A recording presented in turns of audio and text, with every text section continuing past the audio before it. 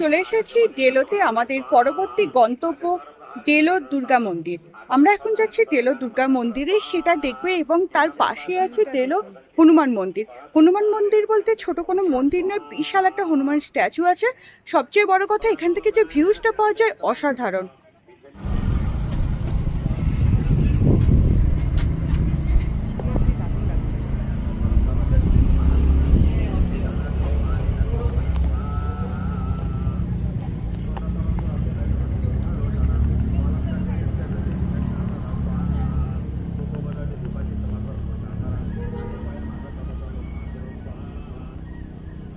পুজোর সময় আসলেই দেখা যায় এখানে দুর্গা পুজো হয় এবং ভীষণ বড় করে দুর্গা পুজো হয়। বেশ লোকজন খাওয়ানো, অনুষ্ঠান করে খুব ভালো একটা তখন পরিবেশ থাকে। এখন বেশ সুন্দর একটা ফাঁকা পরিবেশ, কিন্তু ওইদিকে তিস্তার ভিউটা পাওয়া যাবে। এখন একটা অন্যরকম, দারুণ লাগছে।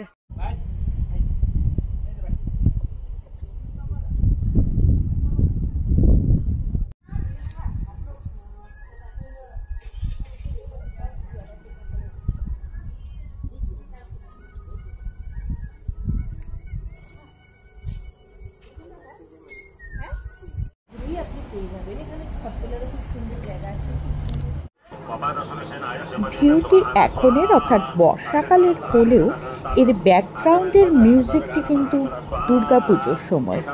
আমি জাস্ট তার ওপরের ভিডিওর যে ভিউটা সেটা কিছুটা মিউট করে আপনাদেরকে জাস্ট মিউজিকটা শোনালাম।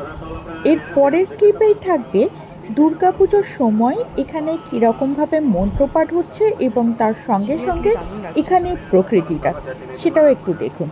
দুর্গাপুজোয় কি বিভৎস ভিড় থাকে আপনারা দেখতে পাচ্ছেন ভিডিওতে, এবং গাড়ির সংখ্যা দেখেই বুঝতে পারছেন পাহাড়ে কি হারে ভিড় হয়।